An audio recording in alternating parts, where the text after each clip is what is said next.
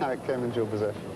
It was my grandfather's. It's an old cliché, but it is the best Louis Wain I've ever seen, and I've seen an awful. Really?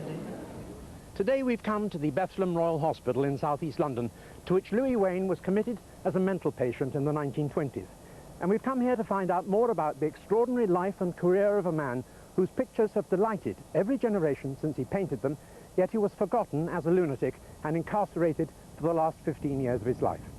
Was Louis Wain really mad, or simply a misunderstood eccentric? Well, the answer to that a little later. But first to that programme we made in Guildford in 1989. Do you know how old this is? Well, it's about 300 years old. You're absolutely dead right. It is virtually 300 years old, so that puts it somewhere like about 1680 to 1700. And it's a type that we call a transitional sword rapier. And it's English, and the hilt here, which is the bit that you actually hold it by, is iron. But this part here, which we call the grip, is copper wire that's been wrapped into this decorative rope pattern and then bound on there. And that's designed so that if you have sweaty hands, if you've been fighting with it, it gives you just that little bit more to grip it so that you don't actually drop it. We can tell that it's a sword of the 1680s because you see these two rings here? Yes. Now they're rather badly bent at the moment, and originally they would have come down there, rather like ram's horns, a curly ram's horn, and they were designed so that as you pick the hilt up, you can loop your fingers into that to give you better purchase on it for fighting with. This thing at the end here we call the pommel, and it's a balance weight, so when you have it in your hand, there's some weight at the back, and it means that the point of the sword is always up, so that when you're actually fencing with somebody, it's always in the area above there and the face, so that if you have it low, somebody can easily knock it down and then get in and stab you with his sword. And this is decorated with some leaves on there. Can you see them? There. And this thing here actually guards the knuckles of your hand, and it's screwed into there with that little screw, and that's very distinctive of swords of this period. Where did you get this sword from? It's always been known as Drake sword because it was in Drake House. Is that Sir Francis Drake? Yeah. The Armada? Yeah. But unfortunately, it's virtually nearly exactly 100 years after Sir Francis Drake, because the Armada was 1588, and this dates from something like the 1680s. So really, it's really William and Mary, and actually, it's more likely that it was used probably in the rebellion in the West Country, and the Duke of Monmouth. It's just the sort of thing that, with rebels out in the West Country in Somerset, that a wealthy gentleman in Guildford would be getting ready to protect his property with. It's a very nice sword. It's not in the best of condition, but it's absolutely untouched. And whatever you do, don't clean it. And it's actually quite valuable. Because it's of this interesting type, there aren't very, very many of them. It's worth something like about 300 odd pounds. It's a lovely sword. Thanks for bringing it. Do either of you know what they are? No. Well, we think this is Minton. Right. And we think it's 1876. Right. You've looked it up, have you? We have. Well done. Yes. Well, we'll check that in a minute. They are what we call majolica ware, which was called after the Italian maiolica, because they thought they were reproducing early 16th century glazes. They weren't really. But they went on to make extraordinary objects of wonderful quality, such as these bizarre objects we've got here. But the three main factories, Minton, George Jones and Wedgwood. And it's a moot point as to whether Minton or George Jones was the best. I like George Jones. Now, we'll have a look at them in turn. This one's clearly a fish dish, and I've never seen this shape before. Should have had a base originally or not? It might have done. It might well have done. But as I don't know the shape, I can't tell you. It's got this dotty sort of fish-nosed box or something on the front, but a fish on top. It clearly was meant to take a fish. I mean, the idea was that you serve them from it. Have we got a mark on here? We've got no mark on this one at all. This turquoise colour is very distinctively Minton, and I'm sure that this is a Minton one, although it's not marked, and it may well be that the base had the mark on it. The design books from Minton have survived, so if one spends a little bit of time looking through them, we might actually find it. Bit of chip on here. Fish and chip. Oh, no, not very good. This one, you say, is Minton. Indeed, we've got the mark on there. Now, he's got a bit of damage. We've got a pole he should have been holding here, both ends of which have gone. Otherwise, he's in pretty good state, isn't he? Yes. Now, this one, again, we've got his head off here, but nevertheless, both of them are rare models. This one, I think, even with the damage on it, big, splendid piece, is going to be worth somewhere in the region of £1,500 to £2,500. You know, I've seen people on this show before do that, and it's quite unbelievable. This one, actually, I would think probably about the same sort of price, £1,500 to £2,000. Really? This extraordinary piece of furniture is really the perfect definition of a Victorian hybrid. Is it an old family piece? Yes, it's been in the family for 4 generations, Right. my husband's family, and it's passed down. We all love it. It is part of the family. Right. Look. And I love this here, this marvellous, marvellous cow. It obviously has been there from the time the piece of furniture was made. I wondered about that. Right. It's made of sort of Victorian stitch work, in silk stitch work, of lovely colours. It's sort of emulating verdure colours of the previous century. What's interesting about this, it's actually quite a valuable item on its own now. This type of British naive art has become very collected in the last 3 or 4 years. And paintings of this type are extremely valuable, and therefore there's no reason why a stitchwork piece shouldn't be certainly half the value of a good painting. As a piece of furniture, it really is most extraordinary. There are so many different styles, this sort of new Victorian amplitude, this wonderful sort of plastic, curvilinear look, which is typical of the Victorian comfort of, from the point of view of date, late 1840s, some may say 1850s, but that sort of 1850 barrier. What's interesting, there are 2 or 3 points. Firstly, the whole overall shape is like what is known as a credenza. Yes. But I've never seen a credenza with an upper part like this. 2 pieces of furniture for the price of 1. And yet down here we've got the secretaire drawer as well, which is another added piece.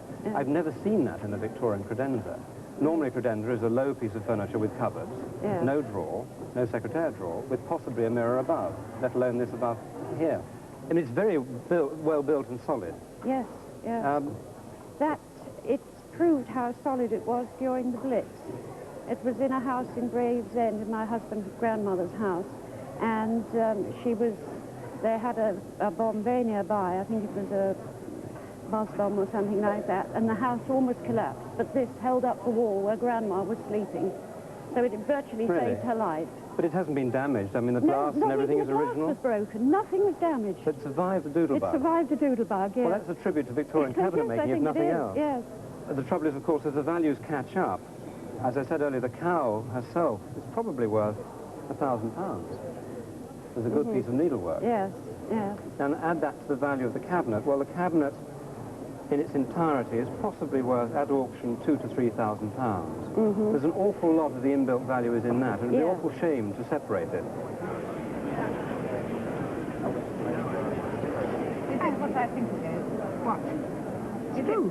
It is looking at the back of your head as well as the front. That's right. Here you are. Wait a minute. How are you going to... I'll hold it. Right up. And then...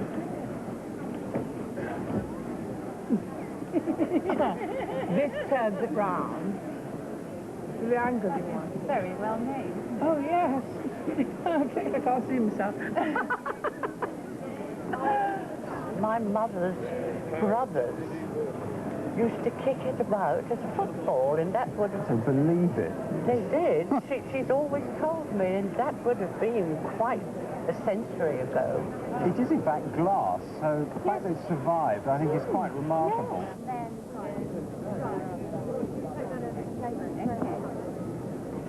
Queen's College, Cambridge. Tell me more. Awarded to Patrick Joseph O'Leary Bradbury for coming bottom in all 3 parts of the mass tripos in the pass list in 1892 without actually failing. He was the Director of Education in Jamaica until 1934, and he was a selector for the West Indies Test team. How long was he a selector for the West Indies for? I don't know. He was appointed there, I believe, in 1900, and he died the night after picking the team in 1934. He died the night after picking the team. He was found dead in bed. the following morning. Oh dear. It's a Japanese object, and you may have noticed some script on the back, which is oriental. In fact, it is a sword guard, and it's known by the Japanese as a tsuba. And it has a wonderful and most charming design of a monkey.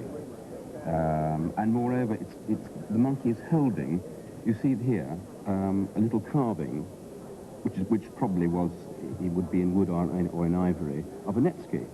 And the netsuke supports another well-known Japanese object, and this is the inro, which in real life are made of lacquer usually, and they held pills or small coins. But should we turn this over, we will see the other side, and very cunningly done it is. This is the back of the monkey. You can see the back of his head here with his ear, just sort of tucked into, very charming, I must say, tucked into the upper arm. And he's obviously rather an alcoholic monkey, because this is a sake gourd here. This is the tassels attached to it. And this is, of course, the back of his robe. Incidentally, this here is where the hilt, this is where the hilt of the sword comes through. So the handle would come out here, and the blade comes out here. And this hole here is for a little knife handle, which is part of Japanese sword furniture, which is known as a kozuka, and that goes through here, and that's used for cutting up food or something of that sort. This particular one, which is, as I say, the brass, is a sentoku one, would make in the region of 500 or 600 pounds. There we are.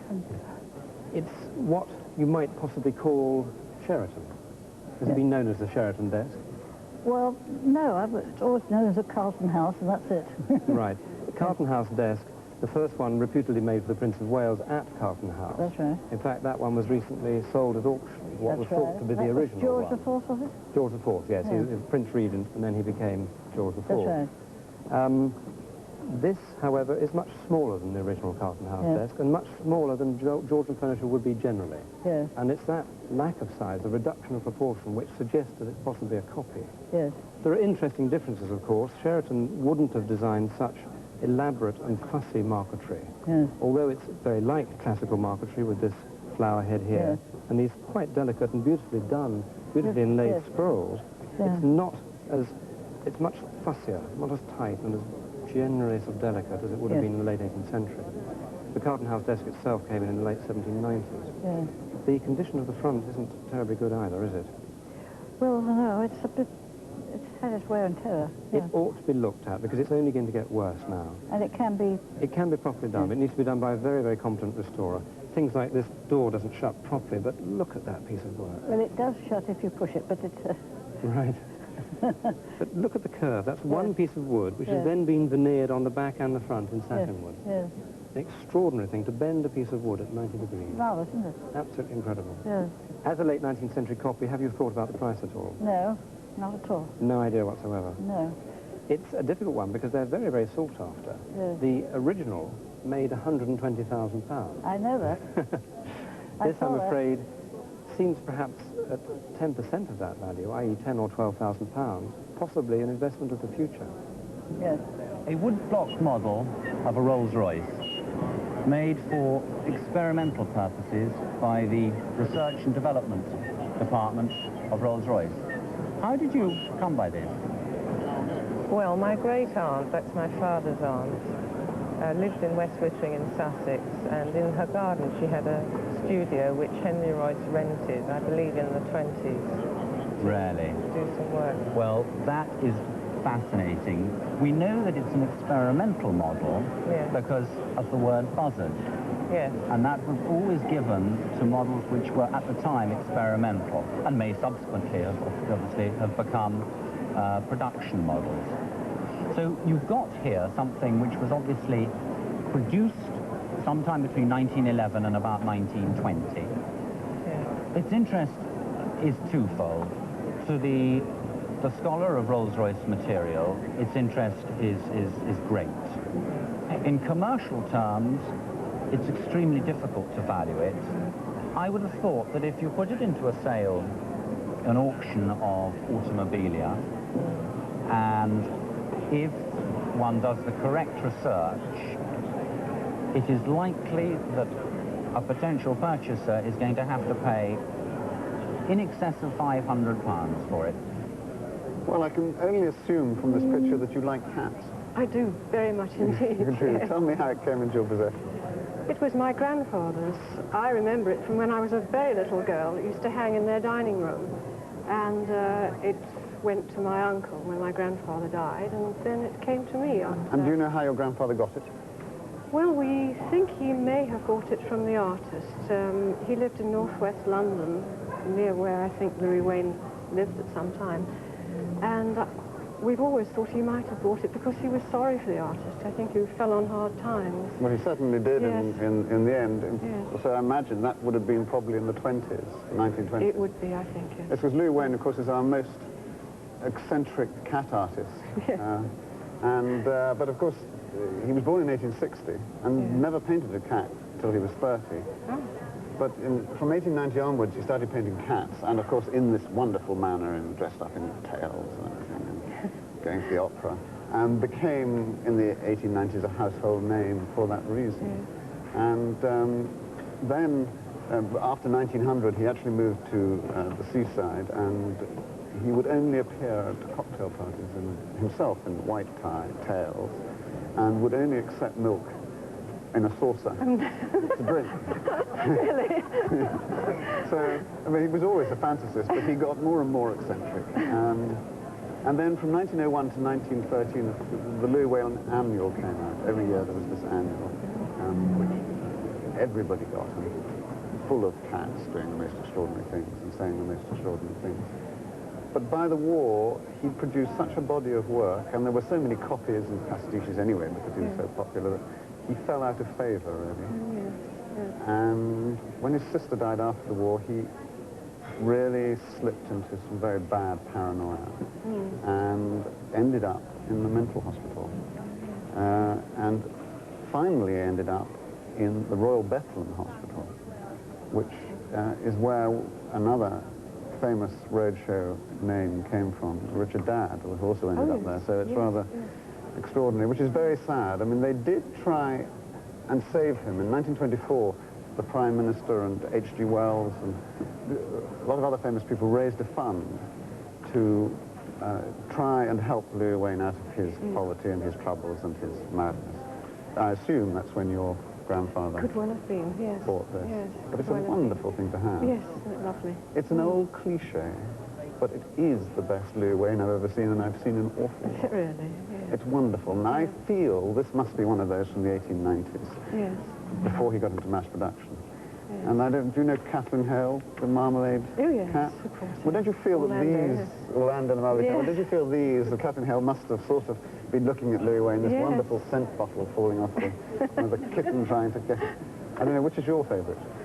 I love the grumpy old man here being nudged by the white one. Well, there is quite a fan club for Louis Wain, but for a picture of this quality, I really think we should be talking about between £6,000 and £10,000. Wonderful.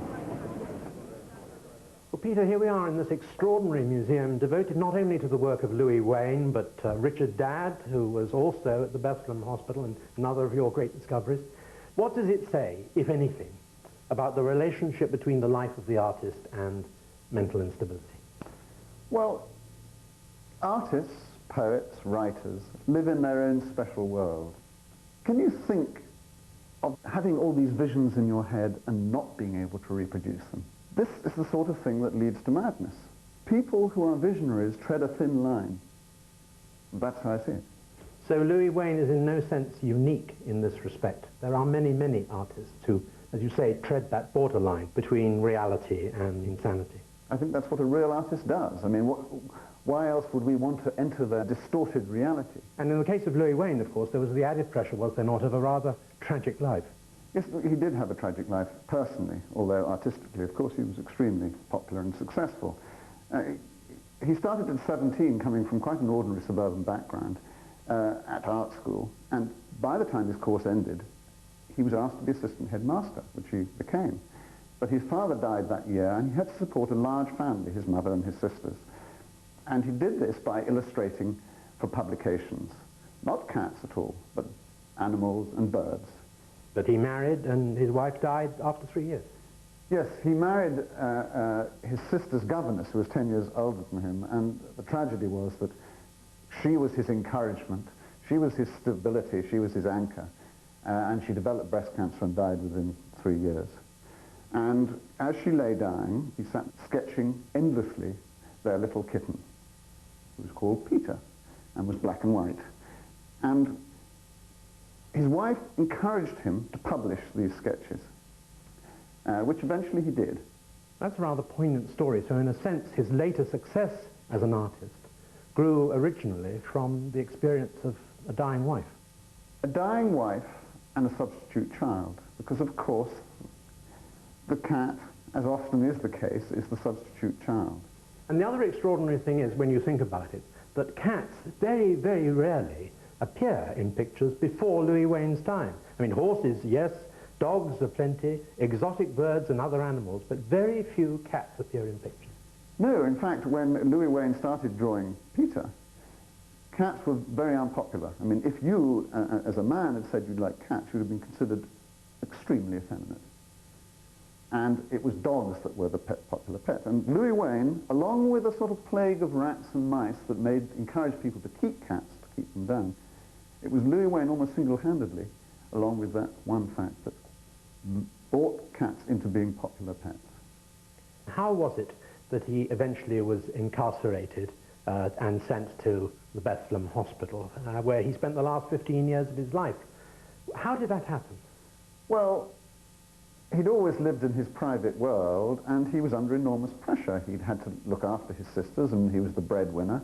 He was a hopeless businessman, and basically the pressures got on top of him, and he was committed. But age 65, I mean, it wasn't as a young man. Now, how do you really assess him as an artist? I like anybody who alters the public perception, who allows those people into his private world. And the wonderful thing about Louis Wayne is that he had this tremendous sense of humor, which is as real today as it was then. In other words, he was this extraordinary observer of the human condition. The collections at Bethlehem reflect not only the artistic perceptions of the men and women who were patients here, but the whole history of the care of the mentally ill. Images with the power to shock. Images which demonstrate that the care of the insane was at its worst on a par with the treatment of criminals, but at its best showed a humane attitude to people who, for whatever reason, were taken out of the community. The fact that the collection is here at all is largely due to one woman. Patricia, you've been here at the Royal Bethlehem for an incredible 30 years, and you're not only the curator of this extraordinary museum, but also the founder of it. Now, how did that happen? Well, I originally came here as an archivist, simply to put in order the written records that the hospital's accumulated over its many centuries of history. And there were some pictures already in the collection, and there was quite a lot of three-dimensional material, which was obviously more suited to a museum, and the museum really just sort of grew out of that. And among the artists whose work you've helped preserve, of course, quite apart from Wayne, who we're going to talk about in a moment, was Richard Dadd. Yes, Richard Dadd was certainly my first introduction to painting, or at least to having to deal with paintings in any capacity. And how did you discover the work of Louis Wayne? It was already in the collection at our sister institution, the Institute of Psychiatry, which is attached to the Maudsley Hospital. Now let's look at some of the other works of Wayne. And I say other work because we've been talking in this program so far about cats, but he also painted lots of other subjects too. I mean, this one, for instance. Yes, flowers and ivy and trees, birds, that kind of thing. He liked to do decorative drawings of all kinds. And over here? And here we have some dogs with a nice little cottage and a cottage garden. He was a very well-trained and very competent art journalist, and he really could turn his hand to anything. And it wasn't, I suspect, until he got safely into hospital at the end of his life, and there was no longer an insistent demand for cats all the time, that he was able to indulge some of his other interests. Very brightly coloured landscapes was something which he took to, and this is a particularly nice example of it. In watercolour? Of course, there are just a few cats in it as well. Yes, it's gouache, this. You can see very thick, strong, bright, vibrant colours. And that one over there? And this one has a cow and a heron, and another very nice little bright landscape drawing, and obviously done with considerable enthusiasm. The other thing that strikes me about him is that he was enormously prolific, wasn't he? He certainly was. He could churn things out literally in seconds, and quite often paid his bills by just scribbling a drawing of a cat on the back of the bill, and people were happy to accept this, because he never had any money. And he was a very good cartoonist. Yes, I think if he hadn't represented all his characters as cats, he would be much more highly regarded as a cartoonist now than he is. I think he would be up among the, certainly the best known of the Edwardian cartoonists. This one, for example, which is sort of women dressed up in Ascot-type fashion, this could be by Osbert Lancaster if it didn't happen to have cats. Yes. And a very shrewd observer of the subtleties of the social scene and changes in fashion. He was certainly very eccentric throughout his life. He had very strange ideas about what he called scientific theories, but most of them turn out to be totally bizarre when he was asked to expound them, such as his theory that cats washed themselves, or when cats washed themselves, what they were actually doing was creating completing an electric circuit so that they got a pleasurable sensation in their fur. So there's no doubt that he was eccentric, but at the end of his life it's something completely different. What brought him into psychiatric hospitals was definitely a mental illness which was superimposed on whatever eccentricity he'd suffered from. Now, I've learnt many extraordinary things during my time here, but perhaps most of all, the fact that you are celebrating your 750th anniversary, and I had imagined that these mental hospitals were really Victorian inventions and didn't much exist before Victorian times. No, well, the typical mental hospital which everybody thinks of, and these are the very large institutions which are being got rid of today, those are the big Victorian county pauper lunatic asylums. But before they were set up, there were other institutions, none of them as old as Bethlem. If you'd come a little later in the year, you might have heard of us, because we're having quite a lot of celebrations for our 750th anniversary, just that they haven't started yet. Patricia, thank you very much. I think we must leave the last unusual museum who found in their art a unique form of self-expression, and in whose pictures we now find a window on their lives. Until next week, goodbye. And next week's roadshows at the earlier time of 6:50 on BBC One. Next tonight, Tomorrow's World.